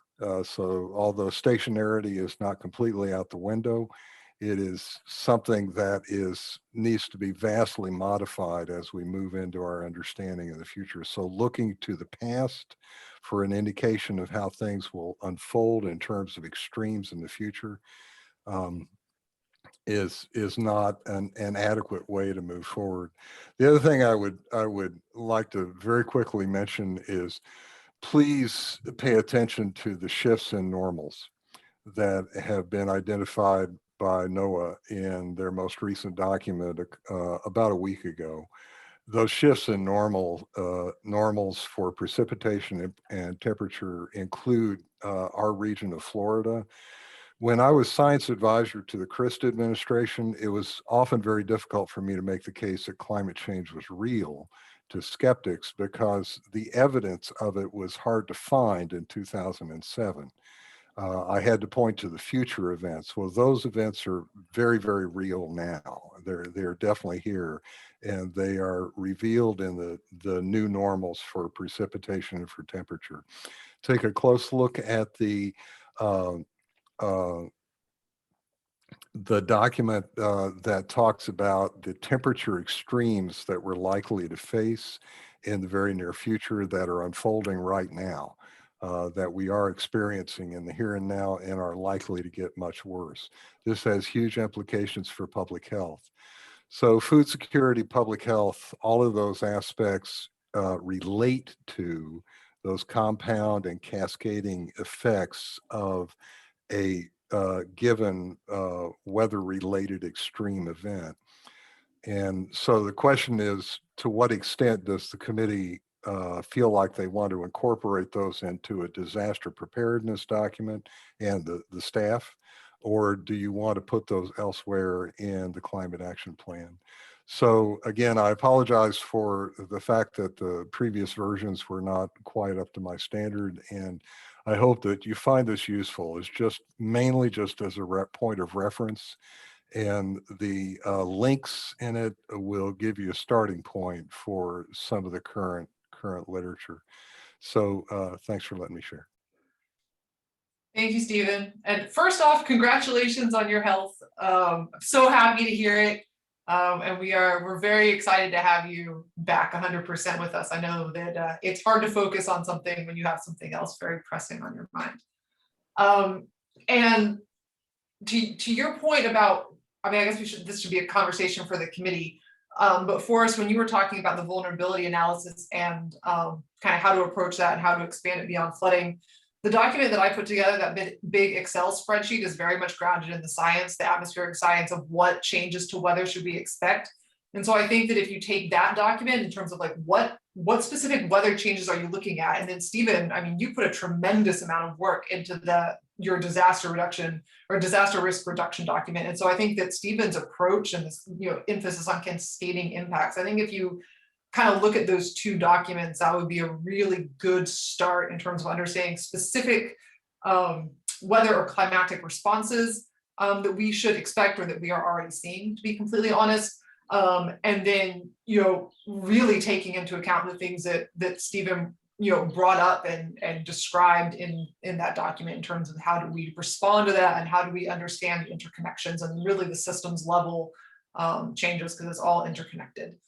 So that would be kind of my suggestion for the vulnerability analysis component. I guess it is kind of a larger question though about how do we want to incorporate the disaster risk reduction into the CAP. My personal opinion is that it belongs when we're talking about adaptation and resilience. I mean, what are we adapting to, if not these weather related or climate related disasters?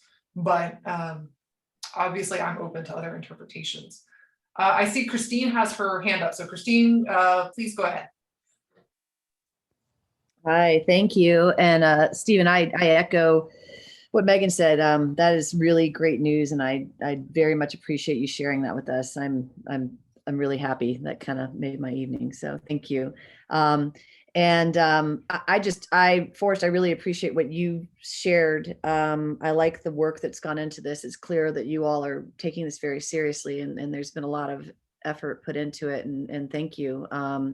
I just had, I think, one comment when you're talking about the decision makers and where they're going to look, and it's that first and last page. I would say that it would be great if we could develop if then scenarios at the end, where in a very just plain non-complex as we can make it, show that if we take X action, then this is the likely outcome. If we don't take X action, then this is the likely outcome, just so people can see, you know, you're showing the financials, you're showing the how long it might take, but also if no action is taken, what can they expect? If the action is taken, what can they expect? And that's really the only comment I had right now, other than I think that social justice should be integrated throughout the entire plan. There should be a summary section just to say, these are the concerns and these are the impacts we see, but it should be integrated throughout. Thank you all. That's a great idea about the if then. I think sometimes we may not be able to, have a then, but I think that's a great idea as much as we can. That would be perfect. It also goes to Jennison's earlier point about externalities. That's a wonderful opportunity to take that into account, because when we say what are the costs of doing nothing, we can look beyond just, next quarter, next year's bottom line. Especially since this is going to be an organic living document, we'll be able to look back 5-10 years from now at the then that was published, at some point, and either know, we were all idiots or we were all geniuses. Are there any other comments? I will add, this is sort of like back to Stephen's point about the NOAA updates. A climate period is 30 years. And so they do these revisions every 30 years, but they are now going to do it more often, actually, because in acknowledgement of the fact that these normals are constantly changing, that we're on a glide slope, we're on a trend, no longer a line. So as this is an organic document, we'll be able to continue to update the reference point.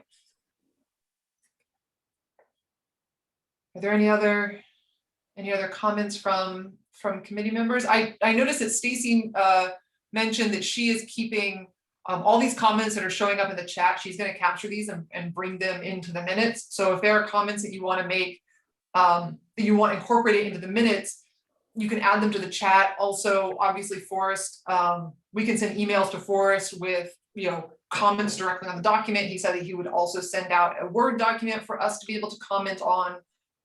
So there are all sorts of other ways for us to add to this conversation. I am trying to be cognizant of the time. Yeah.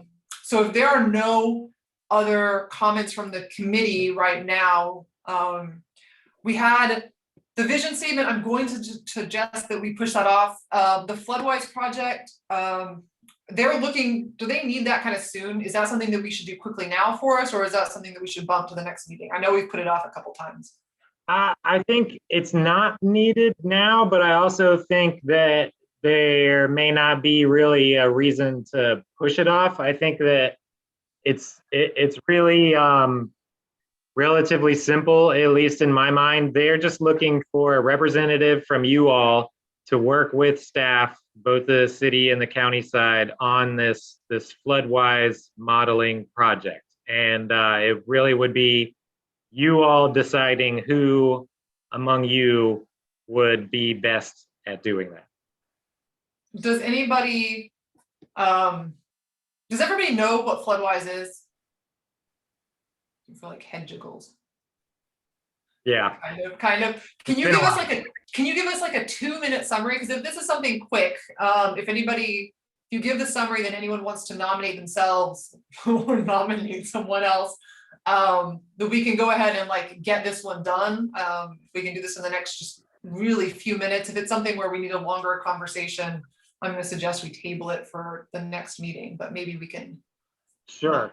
I think I can do a quick, it's an organization that is a collection of technical experts that are working on trying to get this modeling and floodplain modeling into communities and into more communities so that they can plan appropriately. That's the super short version of it. So they're mostly engineers, stormwater engineers, stormwater experts, and we're going to be using their team and the data from that in the vulnerability analysis as a part of the larger project. And we were chosen, right? This is not something that everybody gets to do. We were actually selected for this. That is to give these extra resources. Right. And we actually had to be a little bit creative because we're not on the coast. So the FloodWise team actually was pretty interested in working with us because it will be the first place that they work with that is not coastal. So they are interested in looking at these inland flood impacts and getting data from that. And you said what, I think in the email, you said approximately how many hours over the course of the summer you expect the commitment to be? Was that like 20 or 40? Yeah, that sounds right. I'd have to pull that email back up. Okay, Jennison? I thought I saw your hand. I guess I did. I had a question to clarify the FloodWise was the Alachua County was invited specifically to be involved, but for this particular role, was CCAC identified? Because I know a couple of people I'd love to nominate who aren't on this committee. They're asking for members from this committee. Specifically, okay. Yeah. Well, does anybody on the committee want to step into that role? I think, if I recall, it was like, yeah, it's like 20 or 40 hours of commitment over the course of like this summer. So not all at once, spread out over the course of the summer, with a focus on flood mitigation, adaptation, understanding flood risk to our community. Yeah, it's Forrest, really yeah, thank you, Stacy. Yeah, the short of it, is to make sure that it's not just a whole bunch of engineers talking in a room to each other. And I can interject. So I'm one of the staff that's going to be on it, not an engineer. And it might have been my idea to have someone from the CCAC. So I would say if no one is excited about it but there are people outside in the community, we could revisit that. I don't think it was a mandate by the grant or anything like that. We just thought it might be a good way to continue to engage with you all with this other thing that's happening that's very much related. So I would say if everyone felt like a prisoner, not excited about it, we could revisit that, unless I misunderstood when we talked about it with the others that are working on the project. Well, and I asked that question because I'm working on statewide low impact development, stormwater management stuff right now for a project at work. And so I'm excited about it, but I'm cautious because my time, I just don't know if I personally, and I'm not an engineer, but I work with engineers on it. So I'm like trying to speak that language and understand it better. And I'd love to learn more, but I'm just hesitant to say I can give it what it needs as a liaison or a representative. Thanks, Jennison. Cayman, I see your hand is up. I know I'm not technically on the CCAC, but I'm definitely willing to help and take Thank you. role. Yeah. And I don't want to nominate her, but I think we lost Hannah. So we may want to reach out to her as well. Okay. So I know this does not like solve the problem for us, but can we maybe put this at the beginning, a quick item at the beginning of next month's agenda? And then Jennison, if you want to like consider your own time commitments and whether this is something you can do to Stacy and to try to get an idea of what the commitment will be like, and discuss whether you think that's something you can do, or if some of the folks that you've been working with on this project you think would be a better fit. I have a hazard mitigation background as well, like back in the day, so I'm also available to do this. It's something I'm certainly interested in, but I think there's also other folks who maybe would have even more to offer. So, I'm kind of there as your backstop, but if there's somebody else who you really think would be a good fit, then I say we reach out to those folks, including Hannah. Yeah, Okay. Hannah had been having computer issues earlier this week or a couple of weeks ago, just so that you all know. Yeah. Okay.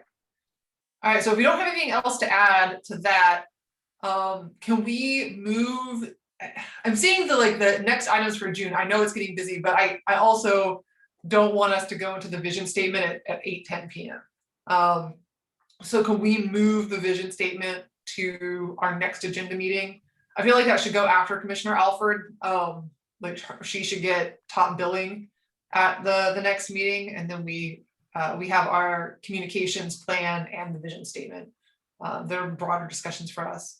And I think if you all are fine with it, for the vision statement, a very similar process. If you want to send me example vision statements, language in an email, or even Word documents that you all think, I can start trying to synthesize that before our next meeting, so that we have some foothold to work off of. Okay, sounds good. Yeah, I made some comments in the document also about things to include. It's not eloquent right now. Megan. And if the communications framing for next month, if that's me, I'm happy to move that to the next meeting, just because I know vision statements, even if we plan ahead, can be very time consuming to make sure that it lands somewhere that people are happy. So so if the communications section is me, I'm happy to bump to July. Yeah, that was you and Hannah. Okay. Well, I won't speak for Hannah, but I imagine we'd both be happy to be bumped. So that sounds like this is jumping ahead of the agenda a little bit, but for the next meeting, Commissioner Alford's presentation, the vision statement, and then the communications plan in that order. And if we don't have time for something, that's the one that gets bumped. Is that fair, Megan? Yeah. Right. Yeah, and I'm happy for that. That's fine. Thank you. All right. We're going to move on to public comments. So if anybody has stayed with us through to the end here, if you're a member of the public and you'd like to comment, please go ahead and raise your hand, your little Zoom hand, to comment. So we got a couple people left. No? Okay. Oh, I see David. Yeah. David, I guess Forrest, can you unmute David? I have allowed him to talk. Hey all there. Right, hey, that climate action plan looks really great. It's really impressive. I don't know when you started or what you started with, but it looks really deep and broad. So I was impressed with it. Is it possible for members of the public to see that at this point? I don't think I haven't seen it, and I'm just curious if I can see more, see it, especially if yeah, so I can just get more understanding. Great. Yeah, I'm happy to send you the PDF, certainly. And everything, yeah, everything we do is public record. So you get to have everything that we do. In Florida, even if you write it on a note, technically as staff, you're supposed to produce it. Right, right. Since I haven't seen it in depth, when I think about impacts in Central Florida, North Central Florida, I think about extreme heat as being one of the key things in addition to flooding. And I didn't see that mentioned or articulated cleanly. So that's, if one thing was missing, that might be it. Thank you. Thank you, David. Thanks a lot. Thank you very much. And yeah, Forrest, to the point about temperature, that's kind of a, figure out where to incorporate that, because that plays into health and into energy. Temperature is absolutely a major player. It's just going to touch on a lot of different sort of sectors. We're gonna have to figure out how we want to kind of structure that. David, if you can I don't know if you want to post your email address publicly. We have it. You do? Got it. Okay. All right, perfect. I was gonna say that way Forrest can send it to you. Forrest has it. Oh, Yeah. all right, good. All right. I think that looks like it for public comment. Does anybody else have any final items before we adjourn? No, everybody wants to go. Everybody wants to get on Zoom. All right. Thank you very much, everyone. Our next meeting, Forrest, what is our next meeting is June 10th. So we'll see you there. In the meantime, any comments that you have on the draft of the climate action plan, please send them to Forrest. That includes any comments or suggestions that you might have for the vision statement, just to give us a jumping off point for next month.